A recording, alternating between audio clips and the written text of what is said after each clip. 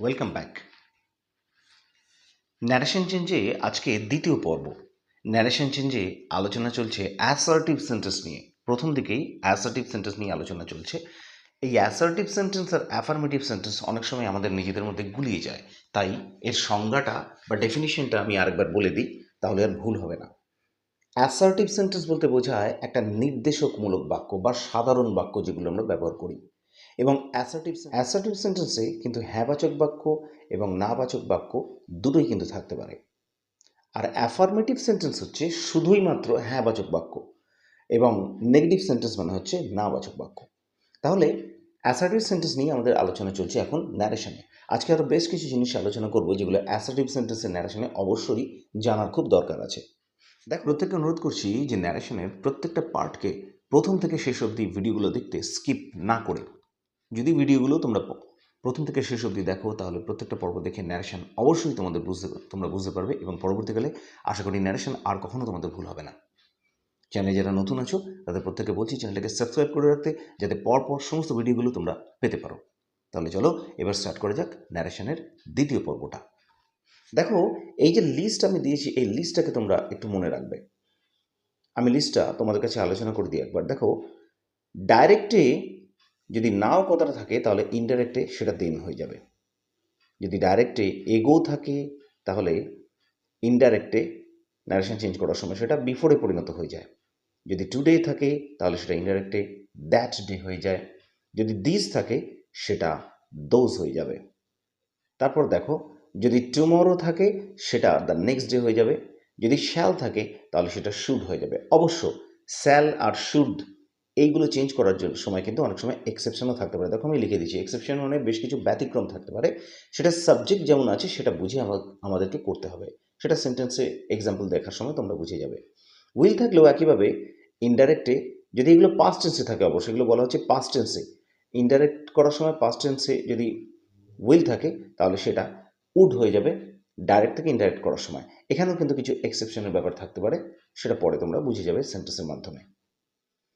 যদি ডাইরেক্টে হিয়ার থাকে সেটা ইনডাইরেক্টে দেয়ার হয়ে যাবে পাস্ট টেন্স করার সময়।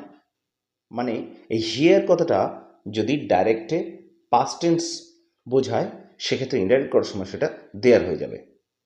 দিসটা দ্যাট হয়ে যাবে। একইভাবে দেখো, ইয়েস্টারডেটা দ্য প্রিভিয়াস ডে হবে ইনডাইরেক্ট করার সময়। লাস্ট নাইটটা দ্য প্রিভিয়াস নাইট হয়ে যাবে। আর কামটা গো হয়ে যাবে। এক্ষেত্রেও কিন্তু কাম যদি ডাইরেক্টে থাকে তাহলে ইনডাইরেক্ট করার সময় সেটা মানে আসাটা যাওয়া বোঝাবে। সেক্ষেত্রেও কিন্তু কিছু ব্যতিক্রমী ব্যাপার থাকতে পারে। সেটা সিচুয়েশন বুঝে বা অবস্থা বুঝে আমাদেরকে চেঞ্জ করতে হবে। এবার বেশ কিছু ভালো এক্সাম্পল আমি দিচ্ছি তোমাদের, সেগুলো দিয়ে তোমাদের দেখো ন্যারেশনের ডাইরেক্ট থেকে ইনডাইরেক্টের করার ব্যাপারটা আরও ক্লিয়ার হয়ে যাবে। এই সেন্টেন্সটা দেখো, ডাইরেক্টে আছে এটা, Ram said I shall do the work tomorrow. Ram বলেছিল যে আমি কাজটা আগামীকাল করব। তো এটাকে আমাদেরকে ইনডাইরেক্টে পরিণত করতে হবে। দেখো, ইনডাইরেক্টে আমরা এভাবে এটাকে পরিণত করব। দেখো, ইনডাইরেক্টে আমরা এভাবে এটাকে লিখতে পারি, Ram said that he would do the work the next day. দেখো, রাম সেইড, এই সেইড কথাটা সেইডই রয়ে গেল, মানে এটা পাস্ট টেন্স বোঝাচ্ছে বলে এই যে রিপোর্টিং ভার্বটা আমার পাস্ট টেন্স আছে, মানে এটা পাস্ট টেন্সেই হবে। তাহলে রাম সেইড, একটা দ্যাট যোগ করতে হয় আমরা জানি, সেইভাবে সেই জন্য এখানে একটা দ্যাট যোগ করা হয়েছে। তারপরে দেখো, এই যে আই, এখানে একটা ব্যাপার বোঝার আছে। রাম নিজে বলছে I shall do the work tomorrow, আমি কাজটা আগামীকাল করবো। তাহলে এই আইটা কিন্তু এখানে দেখো হিতে পরিবর্তিত হয়ে গেছে। অ্যাকচুয়ালি এই যে রামটা, এই সাবজেক্ট, এই সাবজেক্টটাই কিন্তু ইনডাইরেক্ট করার সময় হিতে পরিণত হয়ে গেছে, মানে এই হিটা দ্বারা রাম বোঝাচ্ছে, একটা প্রোনাউনে প্রকাশ করেছি আমরা এটা। তারপর দেখো, এই যে শ্যাল আছে, এখানে দেখো shall do the work, Ram নিজে কথাটা বলছে বলে কিন্তু I shall do the work, এখানে কিন্তু ব্যতিক্রমের ব্যাপারটা দেখো।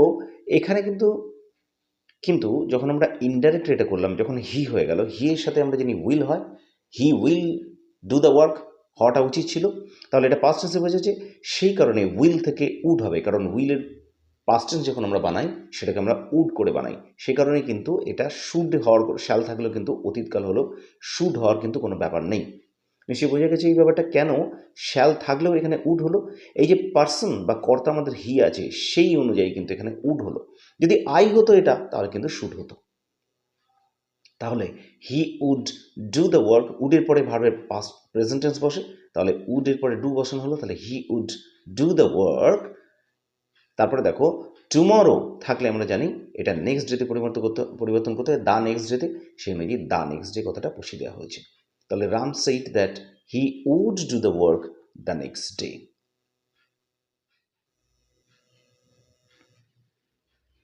পরের একটা এক্সাম্পল আছে, দেখো I said to him I shall go to Puri next week. আমি তাকে বললাম যে আমি সামনের সপ্তাহে পুরী যাব। দেখো এটাকে আমরা ইনডাইরেক্টে করব। এবার দেখো সেন্টেন্সটাকে আমরা ইনডাইরেক্টে পরিণত করেছি। দেখো সেইড টু থাকলে ডাইরেক্ট আমরা বলেছি, সেইড টু এই কথাটা থাকলে টোল্ডে পরিণত হয়। তাহলে আই সেইড টু হিমটা আই টোল্ড হিমে পরিণত হয়ে গেল। তারপরে নর্মালি অ্যাসার্টিভ সেন্টেন্সে আমাদের একটা দ্যাট যোগ করতে হয়, তাই একটা দ্যাট যোগ করা হয়েছে। তারপরে দেখো I shall go to Puri the next week. তাহলে দেখো আই এর সঙ্গে শ্যাল আছে, তো আই এর সঙ্গে কখনোই উইল নর্মালি হবে না, জোর দিয়ে বুঝলে তবেই উইল বোঝায়। তাহলে এখানে শ্যালটা কিন্তু শ্যালই থেকে যাবে, শ্যালের পাস্ট টেন্স কিন্তু শুড, তাই দেখো এখানে আয়ের পরে কিন্তু শুড ব্যবহার করা হয়েছে। এখানে শুড মানে কিন্তু যে রিডার, যে পড়ছে, সে কিন্তু পড়েই বুঝে নেবে যে এটা কিন্তু উচিত অর্থে এই শুডটা ব্যবহার করা হচ্ছে না। আই শ্যাল আছে, সেই হেতু কিন্তু এখানে আই আছে বলে, ফার্স্ট পার্সন আছে বলে কিন্তু এটা শ্যালই থেকে গেল, মানে আই এ শ্যালের পাস্ট টেন্স কিন্তু শুড, সেই অর্থে এখানে শুড কথাটা ব্যবহার হলো। তাহলে I shall go to Puri, এখানে লেখা হলো I should go to Puri, past টেন্সে বোঝাচ্ছে এটা। ডান। আচ্ছা নেক্সট উইকটা আমাদেরকে ডান, নেক্সট উইকটা কিন্তু আমাদের দ্য নেক্সট উইকই থেকে যাবে। এখানে কিন্তু এটা কিন্তু আর আলাদাভাবে কিছু চেঞ্জ করার দরকার নেই অনেক সময়। তাহলে I told him that I should go to Puri the next week, এটা হলো ইনডাইরেক্ট কথা, এটা হলো ইনডাইরেক্ট নারেশনটা। এবার এই নিয়মটা তোমরা দেখো, ডাইরেক্ট সেন্টেন্সে রিপোর্টেড স্পিচ যদি সিম্পল পাস্ট টেন্সে থাকে, তাহলে সেটি ইনডাইরেক্টে পাস্ট পারফেক্ট টেন্সে পরিণত হয়। ডাইরেক্টে আমরা যদি দেখি কোনো রিপোর্টিং ভার্বে পাস্ট বোঝাচ্ছে, অতীতকাল বোঝাচ্ছে, তাহলে সেখানে যদি সিম্পল পাস্ট টেন্স থাকে, সেটা কিন্তু ইনডাইরেক্ট করার সময় পাস্ট পারফেক্ট টেন্সে পরিণত করতে হয়। এইটাকে একটু তোমরা খেয়াল রাখবে, কারণ এই জিনিসটা করার সময় ন্যারেশন চেঞ্জে ম্যাক্সিমাম সময় অনেকেরই ভুল হয়ে যায়। তোমরা এক্সাম্পলটা দিয়ে এটা অবশ্যই বুঝে যাবে। দেখো এক্সাম্পলটা দেখো, এই যে এক্সাম্পলটা দেখো, Rahim said to me I went to school yesterday. Rahim আমাকে বলল আমি গতকাল স্কুলে গিয়েছিলাম। তাহলে এখানে একটা জিনিস লক্ষ্য করতে হবে, দেখো এখানে সেইড কথাটা আছে, সেইড মানে এখানে অতীতকাল। তাহলে তার ভেতরের যে কথাটা বলছে, রহিম বলছে সে স্কুলে গিয়েছিল, মানে সেটা তারও অতীত, মানে পাস্টের ভিতরে কিন্তু পাস্ট টেন্স রয়েছে। এক্ষেত্রে কিন্তু এই জায়গাটা হ্যাড দিয়ে আমাকে করতে হবে। এই যে ওয়েন্ট কথাটা দেখা হচ্ছে, এখানে কিন্তু হ্যাড দিয়ে করতে হবে, অর্থাৎ পাস্ট পারফেক্ট টেন্সে আমাদেরকে পরিণত করতে হবে। দেখো এবার ইনডাইরেক্টলি তাহলে কেমন হচ্ছে। এবার তোমরা ইনডাইরেক্ট সেন্টেন্সে দেখো, রহিম সেইড টু মি, এই কথাটা এখানে পরিবর্তিত হয়ে গেল। সেইড টু থাকলে আমরা জানি টোল্ড হয়, তাহলে রহিম টোল্ড মি। পরের পার্টটা একটা দ্যাট যোগ করা হয়েছে, অ্যাসার্টিভ সেন্টেন্সে একটা দ্যাট যোগ করতে হয়। দেখো I went to school yesterday, এই আইটা নিশ্চয়ই হিয়েতে পরিবর্তন হয়ে যাবে, কারণ এই যে সাবজেক্ট রহিম, এই রহিমকে দিয়েই কিন্তু এখানে এই হিটা বোঝানো হচ্ছে। এই যে আইটা, এই রহিমই কিন্তু আই কথাটা বলছে, সুতরাং ইনডাইরেক্টলি যখন আমরা লিখবো, তখন এই রহিমটাকে আমরা হিয়েতে পরিবর্তন করব। তাহলে রহিমের জায়গায় একটা প্রোনাউন বোঝানোর জন্য ব্যবহার করা হলো দ্যাট হি। দেখো এই যে ওয়েন্ট কথাটা আছে, এই যেখানে ওয়েন্ট কথাটা আছে পাস্ট টেন্স, এখানে দেখো সেইড কথাটা আছে, এটা একটা পাস্ট টেন্স। এই পুরো ব্যাপারটা কিন্তু মানে I went to school yesterday, এই যে ব্যাপারটা, এই কথাটা কিন্তু মানে রিপোর্টেড স্পিচ, এটা কিন্তু পাস্টেরও পাস্টে বোঝাচ্ছে, মানে তারও আগেকার ঘটনা।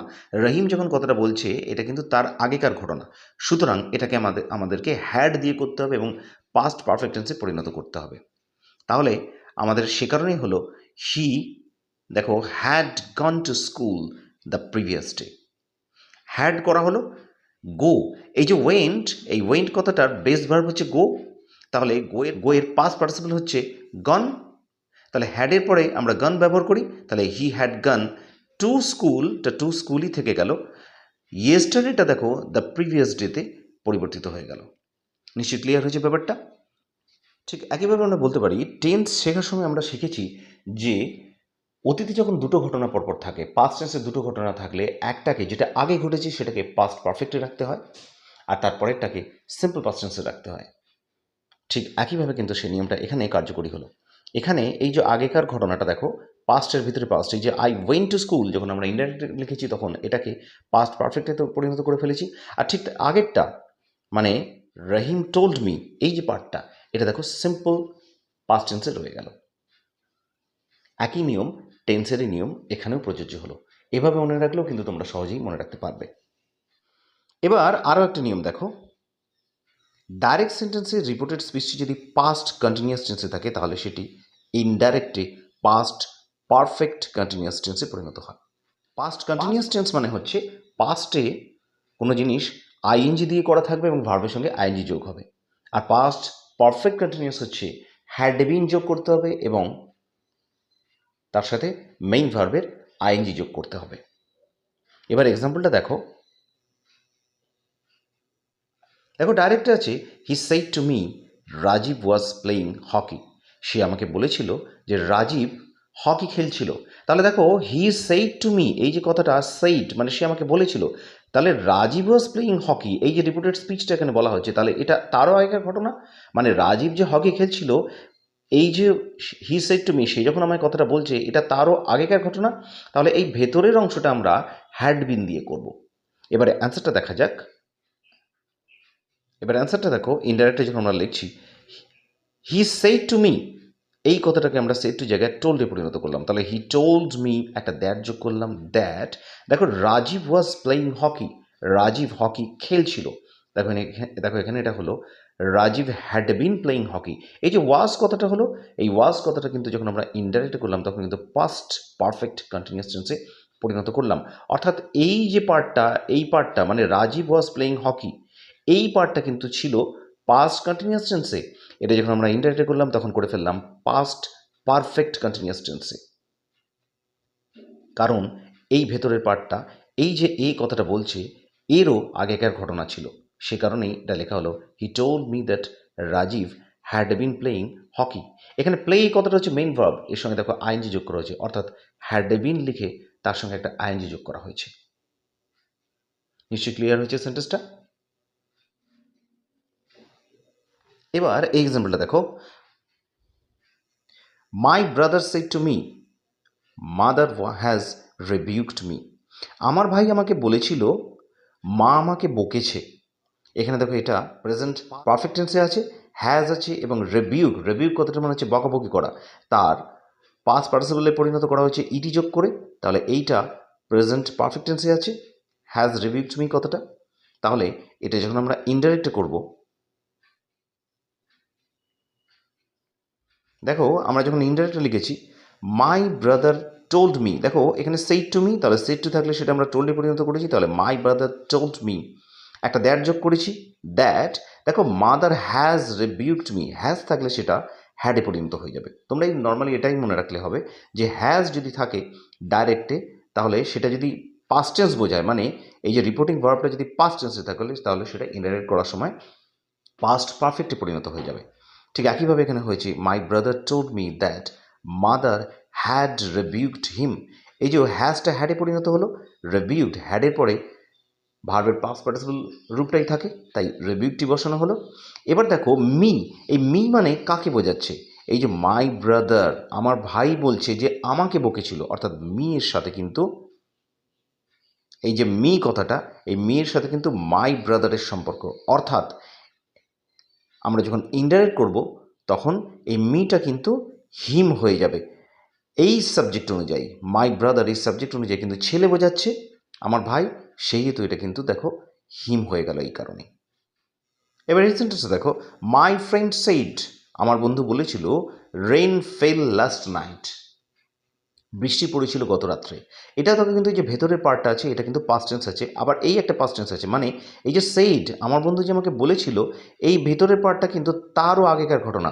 নিঃসন্দেহে যেহেতু পাস্টের ভিতরে পাস্ট আছে সেহেতু অবশ্যই এখানে আমরা হ্যাড ব্যবহার করে ইনডাইরেক্টটা করব। তোমরা দুটো পাস্ট মনে রাখবে, একটা পাস্টের ভিতরে যদি একটা পাস্ট থাকে তাহলে সেটা কিন্তু হ্যাড দিয়ে করতে হবে। এবার অ্যান্সারটা দেখো, আমাদের অ্যান্সারটা এভাবে লেখা হয়েছে, মাই ফ্রেন্ড সেইড, এখানে কিন্তু সেইড টু নেই বলে আর কোনো প্রশ্ন নেই এখানে টোল্ড করা, সুতরাং মাই ফ্রেন্ড সেইডটা কিন্তু মাই ফ্রেন্ড সেইডই রেখে দেওয়া হয়েছে। তাহলে মাই ফ্রেন্ড সেইড দ্যাট, একটা দ্যাট যোগ করা হয়েছে অ্যাসার্টিভ সেন্টেন্সে। এবার ভিতরের কথাটা দেখো, আমরা পাস্ট পারফেক্টে লিখবো যেহেতু এটা একটা সিম্পল পাস্ট টেন্সে আছে। দেখো, রেইন ফেল লাস্ট নাইট, আমরা এটাকে লিখেছি রেইন হ্যাড ফলেন, একটা হ্যাড বসিয়েছি, আর ফেলের বেস ভার্বটা হচ্ছে ফল, এর ফল। এই ফল কথাটার সঙ্গে আমরা এর পাস্ট পার্টিসিপল যোগ করেছি, মানে ফল হচ্ছে প্রেজেন্ট টেন্স, ফেল হচ্ছে পাস্ট টেন্স, আর ফলেন হচ্ছে এর পাস্ট পার্টিসিপল রূপ। তাহলে হ্যাডের পরে আমরা ফলেন বসিয়েছি পাস্ট পার্টিসিপল রূপ। দেখো, লাস্ট নাইট কথাটা যেখানে আছে, এই লাস্ট নাইটটাকে আমরা দ্য প্রিভিয়াস নাইট বসিয়ে দিয়েছি। নিয়ম অনুযায়ী আমাদের লাস্ট নাইট থাকলে প্রিভিয়াস নাইট করতে হবে, সেইভাবে বাকি পার্টটা বসে গেছে। অর্থাৎ পুরো সেন্টেন্সটা হলো, my friend said that rain had fallen the previous night. নিশ্চয়ই আইডিয়াটা ক্লিয়ার হয়েছে এই সেন্টেন্সটা দিয়ে। আজকের ক্লাসটা এই অবধি ছিল। আশা করি এতগুলো এক্সাম্পল দিয়ে অ্যাসার্টিভ সেন্টেন্স এই দ্বিতীয় পর্ব অবধি তোমাদের ন্যারেশনের অ্যাসার্টিভ সেন্টেন্স অনেকটা ক্লিয়ার হয়ে গেছে। ভিডিওটা ভালো লাগলে একটা লাইক করবে, তোমাদের বন্ধু-বান্ধব এবং আত্মীয়-স্বজনদেরকে শেয়ার করে দেবে, আর কমেন্টে লিখে জানিও যে এই ক্লাসগুলো তোমাদের কেমন লাগছে। প্রত্যেকে অনুরোধ করছি ন্যারেশনের যে পরের পার্টগুলো কিন্তু ধারাবাহিকভাবে দেখতে। সকলকে ধন্যবাদ। আবার দেখা হচ্ছে নেক্সট ক্লাসে তোমাদেরই পছন্দের ভিডিও নিয়ে।